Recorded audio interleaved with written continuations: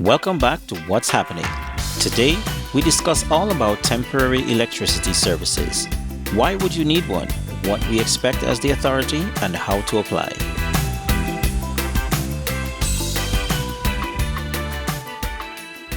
We're here today to talk about one of the services that we supply, which of course is a temporary service.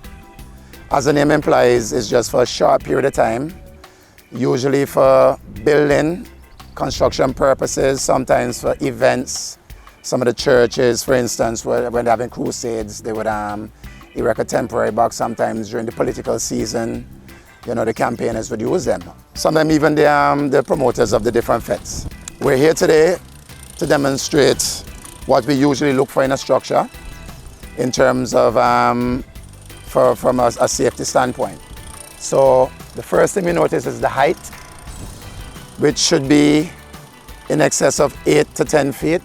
Looking at this is even 15 feet. Obviously, we have heavy duty equipment coming through here from time to time, so this person took that into consideration. So the height is good. We have the meter base, meter box, meter already installed. Here we have the breaker panel, which of course is weather resistant. And of course the outlet box, which of course is weather resistant as well, right? This is of course is to prevent water getting into them and causing an accident. If I open it, we have the breakers underneath. And of course we close it to keep out the weather or anybody that's not authorized. We also have this conduit coming down, very important. This protects the ground wire, very important number of ground wire coming from the panel. Goes down to this ground electrode. And of course a guard is placed over it to prevent you from not just hitting your foot on it, but if there's a discharge, it should protect you from the discharge as well. Now that should be driven down 6 to 8 feet. Some of them come in 6 foot length, some of them in 8 foot length. Very impressed with this structure, it's very strong. You see I'm shaking it and it's hardly moving, so properly erected, has 2 braces on it for additional support. So I personally give this a thumbs up. So I'm very pleased with this structure. One of the things that we see some people tend to do to kind of reinforce the box is strap it against the utility post. That is a no-no for us because from time to time our technician has to climb that post sometimes when they're using the spike. This is a hazard, of course. You have the nails sticking out of the post, they have to climb over the board, so that's a no-no for us. If we come to inspect and have it strapped to the post, we will not pass that project. So it's very important that you have it on its own. It's independent of anything around it, right? You can strap it, no problem, right? But it's very important that it is not attached to the post.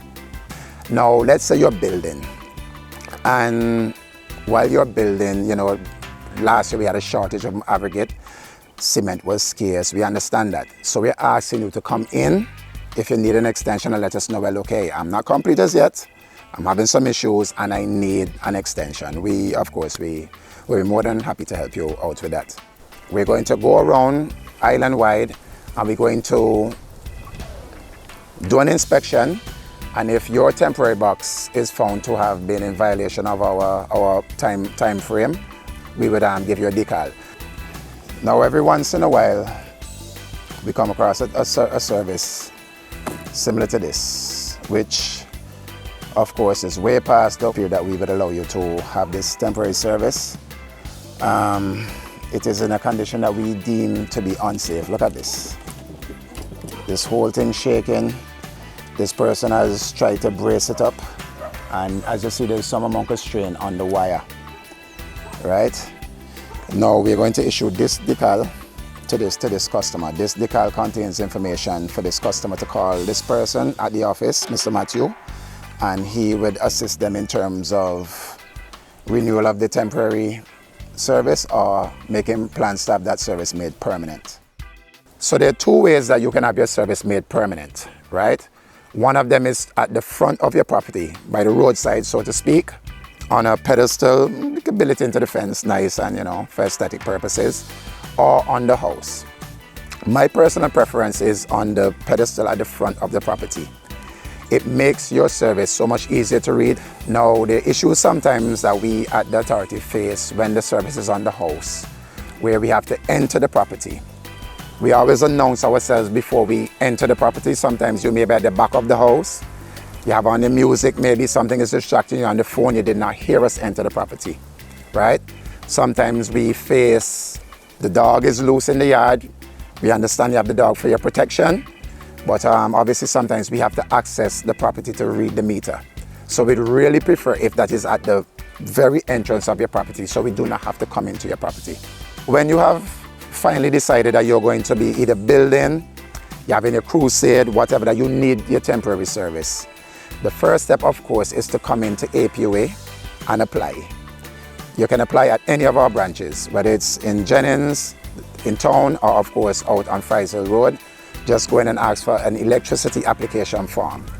There are different boxes on the form you can tick off, whether it's temporary, permanent, but obviously for this one you will tick off the temporary box, right?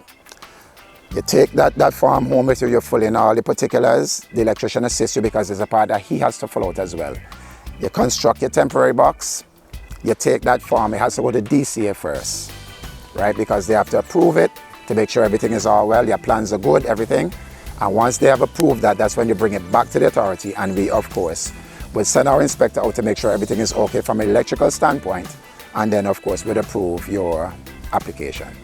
Our priority at APUA is, of course, safety of the public and, of course, our employees, as well as the well-being of the assets as well.